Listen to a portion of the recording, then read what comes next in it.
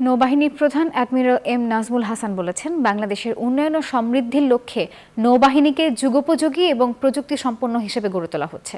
রবিবার বেলা 11:15টায় পটুয়াখালীতে নৌবাহিনীর শেরে বাংলা প্যারেড গ্রাউন্ডে নবীন নাবিকদের বুট ক্যাম্প প্রশিক্ষণ পরবর্তী কুচকাওয়াজে এসব কথা বলেন তিনি। আরও বলেন, নৌবাহিনী আজ একটি আধুনিক ত্রিমাত্রিক বাহিনী, যাদের সক্ষম করতে নতুন ঘাঁটি, উন্নত জাহাজ, আধুনিক যুদ্ধ সরঞ্জাম ও প্রযুক্তি সংযোজনের কার্যক্রম চালু করেছে।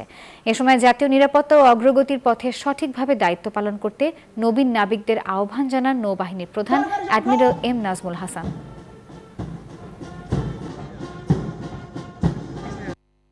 সমুদ্র সম্পদের যথাযথ ব্যবহার নিশ্চিত করার লক্ষ্যে সিসমিক সার্ভে পরিচালনা, ক্রুড অয়েল স্থানান্তরে পাইপলাইন স্থাপন, কক্সবাজার জেলার মাতারবাড়িতে কয়লাভিত্তিক পাওয়ার প্ল্যান্ট স্থাপন, মহেশখালীতে এলএনজি টার্মিনাল নির্মাণ সহ বিভিন্ন প্রকল্পের নিরাপত্তা ও জরুরি সহায়তা প্রদানে বাংলাদেশ নৌবাহিনী অপারেশন ব্লু গার্ড পরিচালনা করছে।